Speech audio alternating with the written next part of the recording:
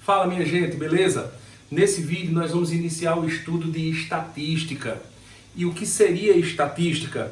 Estatística é o ramo da matemática responsável pela coleta, interpretação e apresentação dos dados, que pode ser feito através de uma tabela ou através de um gráfico. Isso a gente vai ver um pouco mais para frente. Nesse vídeo especificamente nós vamos falar dos conceitos iniciais. Como é feito e a partir de que é feita uma pesquisa. É uma pesquisa estatística. Então vamos lá. Primeiro se define a população. Ora, se eu quero fazer uma determinada pesquisa, eu tenho que saber onde e como eu faria essa pesquisa. Imagina só que você vai fazer uma pesquisa eleitoral de intenção de voto num determinado município. Qual seria seu público-alvo? Você vai fazer a pesquisa com quem? Com os eleitores. Então, todos os eleitores representam a população. Então, a população nada mais é que o universo. É o universo. É o conjunto formado, ou seria, nesse caso, o conjunto formado por todos os eleitores. Mas você já parou para pensar que fazer uma pesquisa com todos os eleitores seria algo inviável, além de caro? A pesquisa com todos os eleitores seria a própria eleição. Concorda? Então, primeiro, nós definimos o universo, nós definimos a população, que é o conjunto formado por todos os elementos. Então, o universo seria o conjunto formado por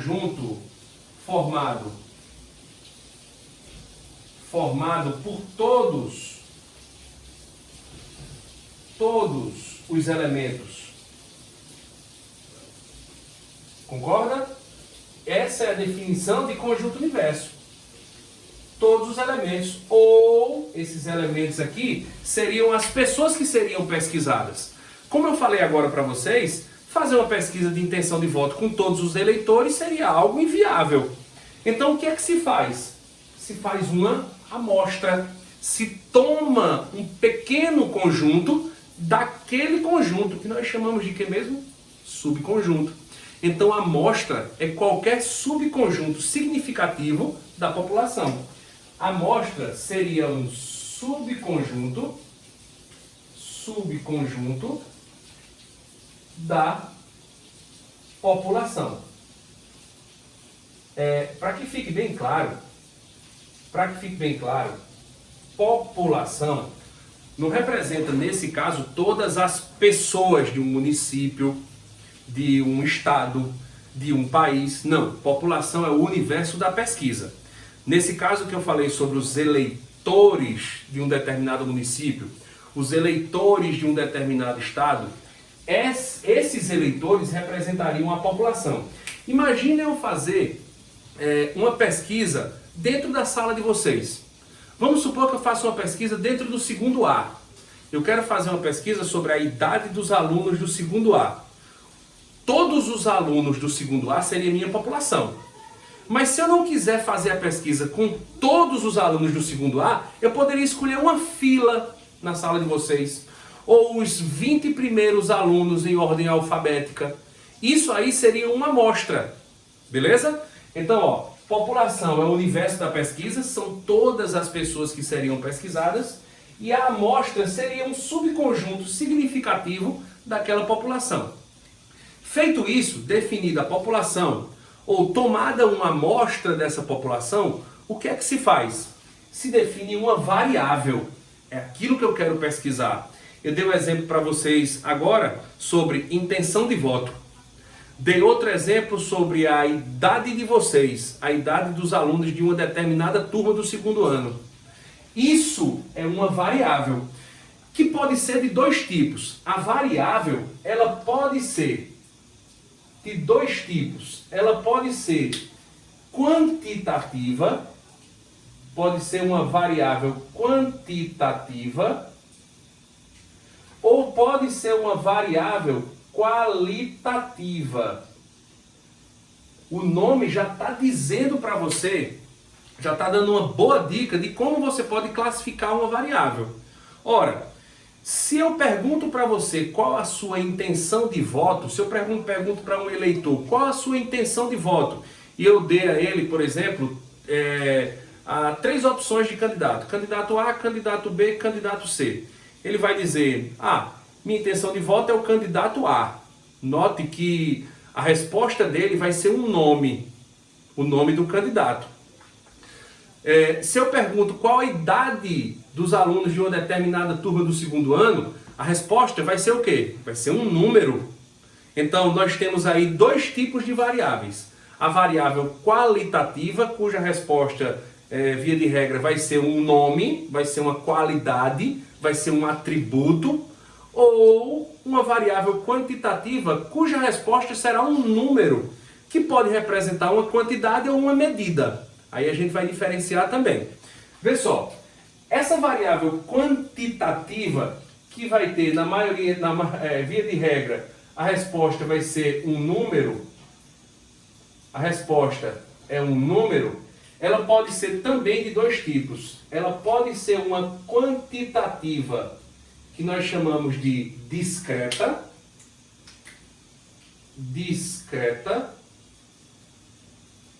ou ela pode ser contínua. Variável quantitativa discreta, ela tem como resposta um número inteiro. Por exemplo, se o IBGE vai na sua casa fazer uma pesquisa sobre, a população, e ele chega na sua casa e pergunta quantas pessoas moram nessa residência. A sua resposta qual vai ser? 3, 4, 2, 5. Existe a possibilidade, nesse caso, de você ter como resposta 2,5. Aqui mora 2,3 pessoas. Não, não existe. Ou é 2 ou é 3. Então, nesse caso, nós temos como resposta um número inteiro. Um número inteiro. E a variável quantitativa contínua, ela geralmente é um número decimal.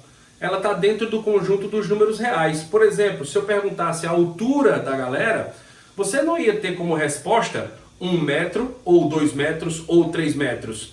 Você geralmente tem 1,7, 1,72, 1,82, 2,02, 2,05, 1,89. Então veja que o número é quebrado. Quando isso acontece, você tem uma variável quantitativa contínua. Geralmente você tem isso aqui dentro dos números, é um número real. É um número real. Veja a diferença. Número inteiro, aqui só pode ser um número inteiro, e a variável quantitativa contínua pode ser qualquer número real. Aí você diz: Júnior, a resposta para a altura pode ser 2, que é um número inteiro. Sim, mas não pode ser 1,99? Então aquela resposta está dentro do conjunto dos números reais. Mas geralmente nós temos aqui como sendo uma medida. Uma medida. Beleza, beleza. Guarda aí, qualquer dúvida a gente tira já já. E a variável qualitativa tem subdivisão também? Tem. A variável qualitativa, ela pode ser, tirar essa setinha aqui que eu não preciso dela, ela pode ser também de dois tipos. Ela pode ser qualitativa nominal e ela pode ser qualitativa ordinal. Ordinal. Então vamos lá. Primeiro, a variável qualitativa, como o nome já está dizendo, tem como resposta um nome. Tem como resposta um nome, uma qualidade, um atributo. Se ela é uma variável qualitativa nominal, o nome já está dizendo, é um nome. Aí como é que eu posso diferenciar da outra? É mais fácil a gente começar agora por ordinal. Vê só. A variável qualitativa ordinal, ela tem que necessariamente respeitar uma ordem. Por exemplo, se eu pergunto para você sobre o grau de escolaridade, vamos supor que eu estou fazendo uma pesquisa sobre o grau de escolaridade de um determinado grupo de pessoas. Dentro desse grupo de pessoas tem aquelas que têm o ensino fundamental completo, ensino médio completo, ensino médio incompleto, tem nível superior. Aí eu pergunto para você, quem tem nível superior tem que ter terminado o ensino médio ou não? Quem tem nível superior tem que obrigatoriamente ter concluído o ensino médio. Quem conclui o ensino médio, quem está no ensino médio, por exemplo, tem que ter concluído o fundamental. Então observe que grau de escolaridade tem uma ordem a ser seguida. Beleza? Mas se eu pergunto, qual a sua cor preferida? O cara diz azul, vermelho, rosa, preto. Por acaso existe a obrigatoriedade de você gostar de azul? Para você gostar de azul, antes você ter gostado de amarelo? Não existe. Não existe ordem nesse caso. Então, nesse caso aqui, nós temos o seguinte, ó. A variável qualitativa ordinal, ela respeita uma ordem. Respeita uma ordem. E a variável qualitativa nominal não precisa seguir uma ordem. Não segue a obrigatoriedade de uma ordem. Eu dei como exemplo para vocês aqui, ó, cor da pele, grau de escolaridade. Lembra, grau de escolaridade tem que seguir uma ordem. Primeiro você faz o fundamental, depois o médio, depois o superior. Cor da pele não. Beleza? Tranquilo. Então vamos recapitular. Primeiro, nós definimos estatística. E em seguida nós definimos população como sendo o universo da pesquisa. Amostra é qualquer subconjunto desse universo. E para se efetuar a pesquisa, a gente define variável. A gente define variável, que pode ser quantitativa ou qualitativa. Quantitativa é um número, qualitativa é um nome. Ponto final. Júnior, e eu preciso obrigatoriamente saber essas subdivisões aqui? Não precisa decorar isso não, certo? Não precisa decorar isso. Você sabe que a quantitativa é discreta ou contínua, discreta quando é um número inteiro, contínua quando representa uma medida, e a qualitativa nominal e ordinal. Geralmente esse tipo de classificação aqui isso não é cobrado, mas uma coisa é certa, essas duas aqui você precisa. Tudo bem? Então beleza. Depois de feito isso, depois de conhecidos esses conceitos iniciais, depois de feito uma pesquisa, o que é que se faz? Primeiro você coleta a informação. Depois você faz o tratamento da informação. Porque imagina só, no segundo ano vamos supor que a gente tenha 160 alunos. Imagine se eu for fazer uma pesquisa com os 160 alunos do segundo ano e for colocar todos os dados que eu obtive, cada um individualmente. Não tem sentido, tu concordas comigo? Tu vai ter, por exemplo, uma tabela com 160 linhas. Quem vai ler aquela tabela não vai ler na realidade, porque ela é muito grande. Então o que é que se faz? Depois da coleta e interpretação, você vai fazer a apresentação de dados, que pode ser feita através de uma tabela de frequência. Como é que funciona isso? Vê só, a gente vai ter uma tabela de frequência. Vamos supor que a gente vai fazer uma pesquisa, dentro de uma turma do primeiro ano que tem 40 alunos. Nessa turma você vai fazer uma pesquisa sobre o sexo dessas pessoas. Então, necessariamente, você tem uma variável, sexo, não é uma variável quantitativa, é uma variável qualitativa, a resposta vai ser o nome, masculino ou feminino, e você vai ter uma tabela com a seguinte estrutura. Necessariamente, na tabela você vai apresentar a variável, que nesse caso foi sexo. Você vai ter o que nós chamamos de frequência absoluta.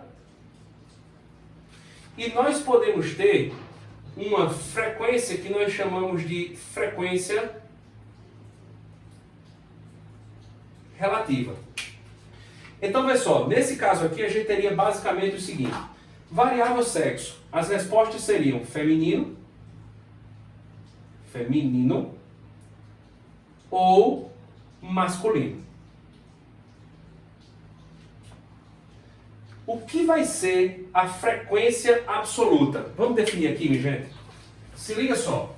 A frequência absoluta, frequência, o nome já está dizendo, não é uma coisa tão absurdamente difícil de a gente usar no cotidiano. Frequência seria a quantidade de vezes que alguma coisa acontece. Concorda comigo? Então nós temos o seguinte, ó, a frequência, ela pode ser de dois tipos. Ela pode ser uma frequência que nós chamamos de absoluta, ou ela pode ser uma frequência que nós chamamos de frequência relativa. A frequência absoluta é justamente a quantidade de vezes que aquela variável aparece na pesquisa. Então nós podemos definir frequência absoluta como sendo a quantidade de vezes que a variável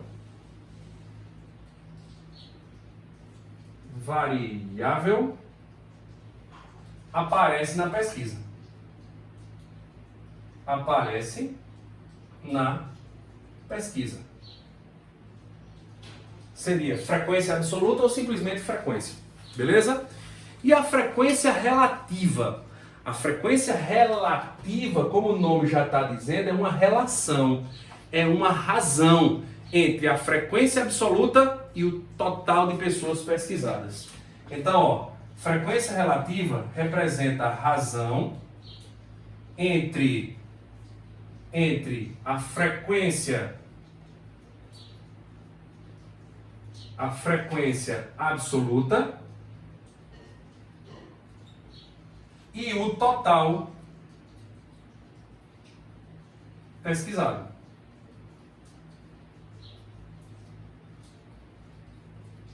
Ou seja, a gente pode dizer que frequência relativa é igual à razão entre a frequência absoluta e o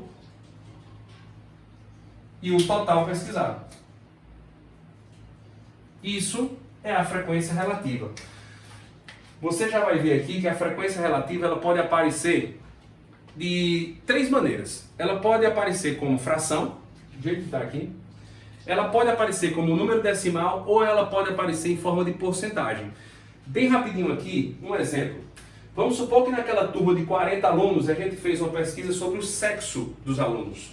Feminino, vamos supor que foram 25 pessoas e masculino 15, totalizando 40 alunos. Isso é a frequência absoluta. É o total de meninas e o total de meninos. Tranquilo? Juntando os dois tem que dar 40. E a frequência relativa? Frequência relativa é a razão entre a frequência absoluta e o total. Então você teria aqui, ó, 25 sobre 40. E aqui você teria 15 sobre 40. Tranquilo? Lembrando que a frequência relativa ela pode aparecer em forma de fração. Deixa eu simplificar aqui para ficar bonitinho. Vai ficar 5 sobre 8 e aqui vai ficar 3 sobre 8. Pode aparecer em forma de fração, pode aparecer em forma de decimal, você pode dividir aqui o 5 pelo 8, e pode aparecer em forma de porcentagem, você pode apresentar em forma de porcentagem. O que você tem que tomar cuidado é que quando você soma tudo isso aqui, tem que dar quanto? Tem que dar 1, tem que dar 1 inteiro. 5 oitavos mais 3 oitavos dá 8 oitavos, que dá igual a 1. Beleza, minha gente? Então, esses são os conceitos iniciais e daqui a pouco a gente vai falar mais sobre eles. Valeu? Grande abraço!